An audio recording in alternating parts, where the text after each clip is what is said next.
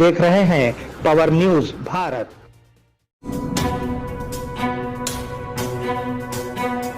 नाजरीन आदाब व इस्तकबाल, पावर न्यूज़ भारत से मैं आमिर जमाल। चलिए नज़र डालते हैं 15 जुलाई 2024 की अहम सुर्खियों पर। राज्यसभा में एनडीए की ताकत में कमी,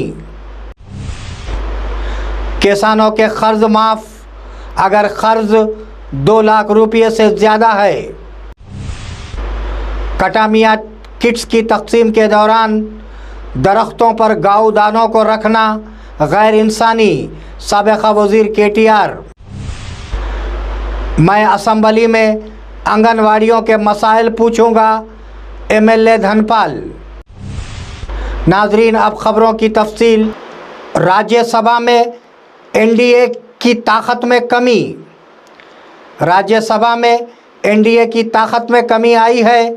बीजेपी के नामजद करदा 4 अरकान की मियाद पूरी होने के साथ ये तादाद कम होकर 101 पर आ गई है।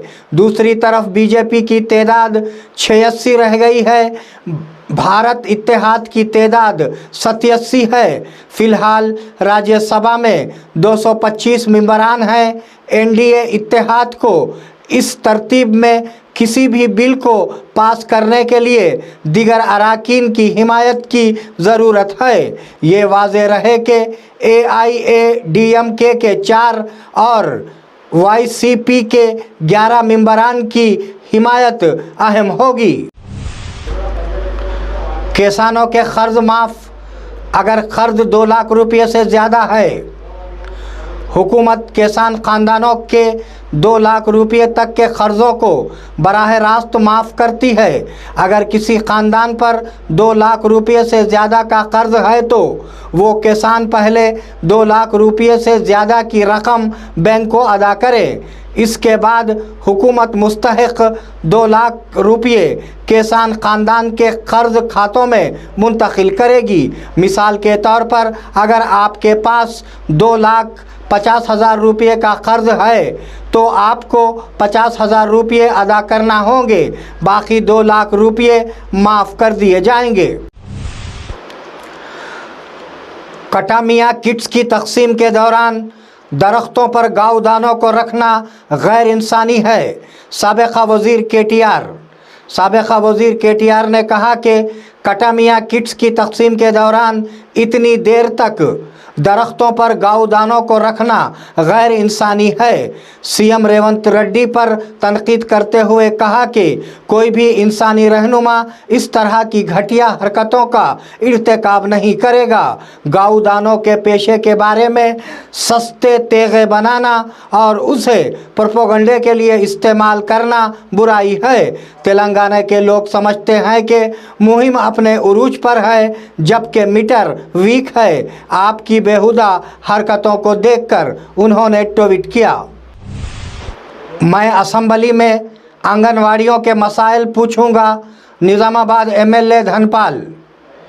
शहरी MLA धनपाल सूरी नारायणा ने कहा कि वो असम्बली में आंगनवाड़ियों के मसाइल पर बात करेंगे। CITU के ज़ेरे एहतमाम आज MLA के घर के सामने धरना दिया गया और MLA को अर्जी दी गई।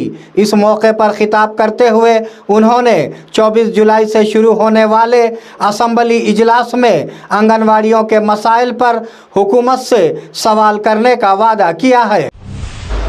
मुफ्त बस सफ़र लेकिन अदा करने के लिए एक भारी कीमत, साबिक़ा वज़ीर KTR। साबिक़ा वज़ीर KTR ने कांग्रेस के ज़ेरे इख्तिदार कर्नाटक में बस किरायों में इजाफे की तजवीज़ पर रद्द अमल ज़ाहिर किया। अगर वो कहते हैं कि मुफ्त में कुछ देंगे तो ये दूसरे ख्याल के साथ लेने के मुतरादिफ है। मुफ्त बस सफ़र लेकिन अदा करने के लिए एक भारी कीमत है। वो दिन दूर नहीं जब तेलंगाना बस किराए में इजाफे पर कर्नाटक की पैरवी करेगी। उन्होंने कहा, वाज़ेह रहे कि कर्नाटक और तेलंगाना की रियासती हुकूमतें ख़वातीन के लिए मुफ्त बस सफ़र का निफाज कर चुकी है। नाजरीन मिलते हैं एक छोटे से वक्फे के बाद कहीं जाइएगा नहीं। इन वक्फे के बाद दोबारा आप सबका खैर मकदम है। पार्टी तब्दीली मुहिम के बारे में बीआरएस एमएलए का क्या कहना है? खुतबुल्लापुर बीआरएस एमएलए विवेकानंदा ने उन अफवाहों की तरदीद की है कि वो कांग्रेस पार्टी में शामिल हो रहे हैं। उन्होंने वाज़ेह किया कि वो केसीआर की क़ियादत में काम करेंगे। उन्होंने याद दिलाया कि बीआरएस से कांग्रेस में शामिल होने वाले कड्डम श्रीहरि को नाअहल करार देने के लिए उन्होंने खुद दरख्वास्त दायर की थी।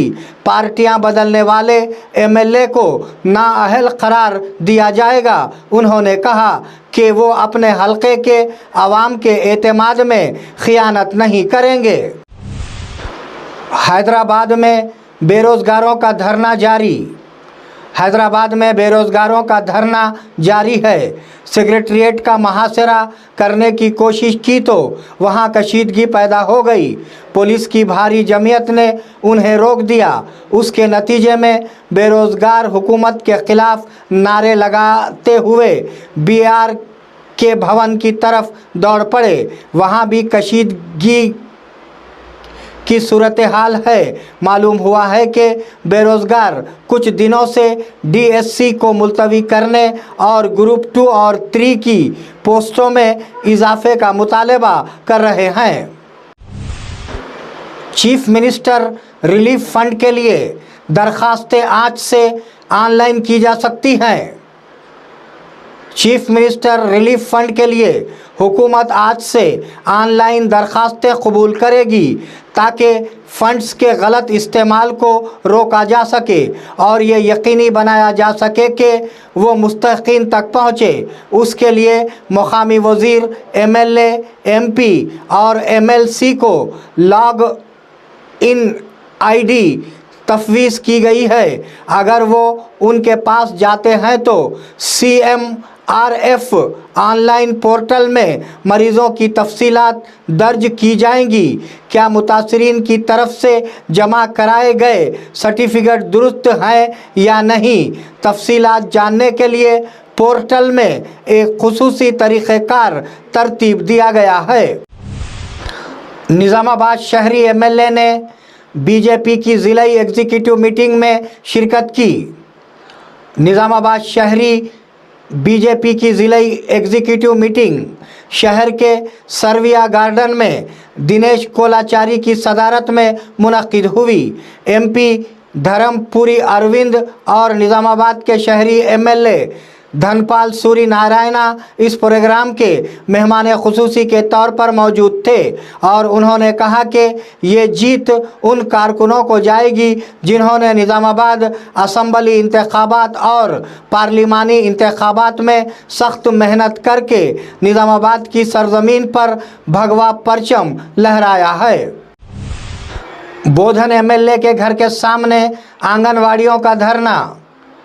CITU के ज़ेरे एहतमाम निज़ामाबाद में बोधन के एमएलए पी सुदर्शन रेड्डी के घर के सामने एक धरना मुनक्किद किया गया जिसमें मुतालबा किया गया कि आंगनवाड़ी अमले के मसाइल को हल किया जाए।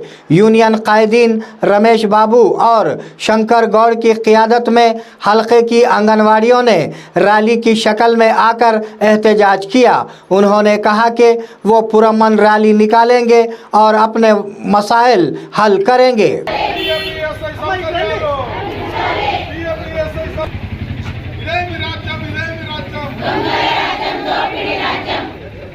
అంగన్వాడీ ఉద్యోగుల ఐక్యత, అంగన్వాడీ ఉద్యోగుల ఐక్యత, అంగన్వాడీ ఉద్యోగులకు రిటైర్మెంట్ బెనిఫిట్స్ ను పెంచాలి।